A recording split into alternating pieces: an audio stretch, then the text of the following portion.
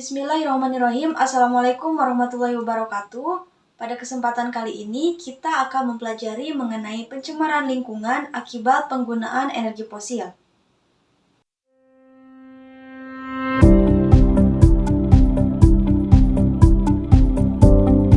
Energi fosil merupakan salah satu jenis energi yang diperoleh dari sumber daya alam seperti batu bara, minyak bumi, dan gas alam. Bahan bakar fosil terbentuk secara alami dari sisa-sisa organisme hidup yang terperangkap dalam lapisan tanah, mengalami proses penguraian di bawah tekanan yang besar dalam waktu yang sangat lama. Indonesia merupakan salah satu negara yang mayoritas penduduknya lebih memilih menggunakan kendaraan pribadi daripada transportasi umum, dan masih mengandalkan bahan bakar seperti bensin dan diesel. Coba kita perhatikan, dari tahun ke tahun, jumlah aktivitas kendaraan di negara kita semakin meningkat. Bagaimana dengan penggunaan bahan bakar fosil yang semakin meningkat juga? Apakah tidak berdampak buruk bagi lingkungan kita? Meningkatnya jumlah penduduk di Indonesia tentu menyebabkan kebutuhan listrik pun ikut meningkat. Hal tersebut dapat dilihat bahwa dari tahun ke tahun, konsumen energi listrik kian meningkat.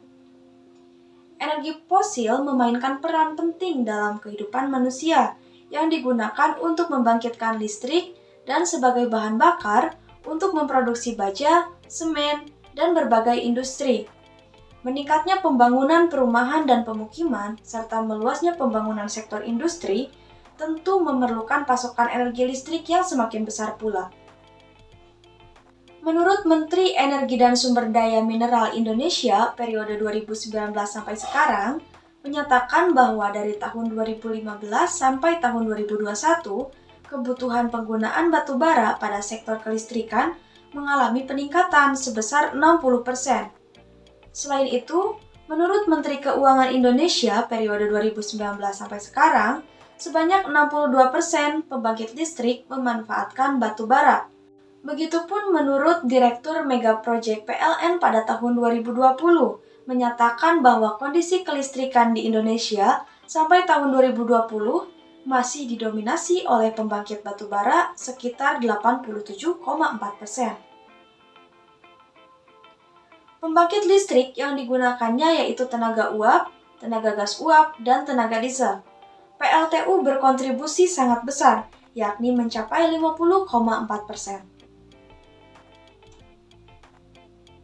Proses pembakaran batu bara pada pembangkit listrik tenaga uap membantu memenuhi hampir setengah dari permintaan listrik di dunia. Prinsip kerja PLTU memanfaatkan energi kinetik dari uap dan mengubahnya menjadi energi listrik. Dalam hal ini, melibatkan proses pembakaran serbuk batu bara yang menghasilkan uap. Campuran serbuk batu bara dan udara akan dibakar sehingga menghasilkan pengapian untuk memanaskan air sehingga menghasilkan uap. Kalian pernah gak sih lagi di jalan tiba-tiba ada kendaraan yang knalpotnya mengeluarkan banyak asap?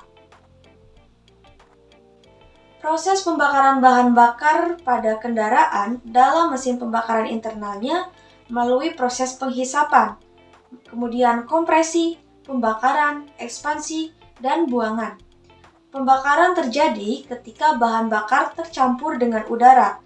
Pada mesin bensin, pembakarannya dipicu oleh busi pengapian, sedangkan pada mesin diesel dihasilkan oleh tekanan tinggi. Sisa-sisa pembakarannya berupa gas buang dikeluarkan melalui saluran knalpot. Pembakaran bahan bakar berupa bensin atau diesel pada kendaraan dapat menghasilkan emisi karbon dioksida. Pembakaran terjadi ketika bahan bakar bensin atau diesel yang bersumber dari bahan bakar fosil bereaksi dengan oksigen di udara. Semakin tinggi konsumsi bahan bakar kendaraan dan semakin rendah efisiensi bahan bakarnya, menyebabkan emisi karbon yang dihasilkan akan semakin besar.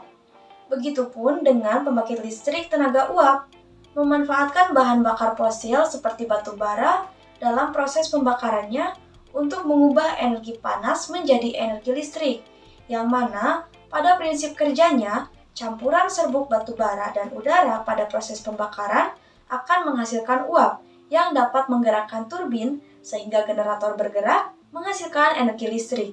Emisi karbon yang bersumber dari batu bara sangat berkaitan dengan banyaknya batu bara yang dibakar.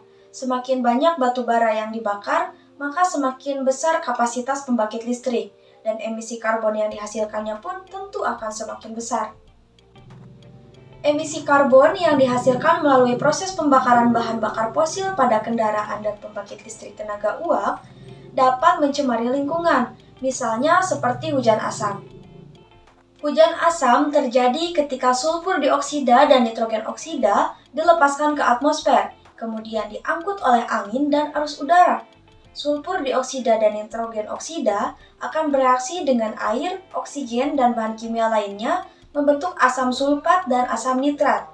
Sebagian besar nitrogen oksida dan sulfur dioksida bersumber dari pembakaran bahan bakar fosil, seperti dari pembakaran batu bara untuk menghasilkan energi listrik, bahan bakar kendaraan dan alat berat, manufaktur, kilang minyak, dan industri lainnya. Meskipun kita tinggal di daerah pedesaan yang intensitas kendaraan dan industrinya sedikit, kemudian jauh dari sumber PLTU, tapi angin dapat membawa sulfur dioksida dan nitrogen oksida bergerak bebas di atmosfer menyebar ke seluruh lapisan permukaan bumi. Hujan asam sangat berpengaruh terhadap keberlangsungan hidup ekosistem alam. Misalnya, ikan akan susah berkembang biak, tanah menjadi kurang subur, sehingga tanaman pun menjadi kurang baik. Kemudian mendapat menimbulkan korosi pada struktur bangunan, dan tentu saja sangat berpengaruh terhadap kesehatan manusia. Jadi, bagaimana cara mengatasi pencemaran lingkungan akibat penggunaan energi fosil? Caranya yaitu dengan mengurangi emisi karbon. Hal ini dapat kita lakukan dengan cara mengurangi penggunaan kendaraan pribadi, baik itu mobil maupun motor. Kita juga dapat beralih menggunakan alat transportasi umum, kemudian kita dapat bersepeda atau berjalan kaki.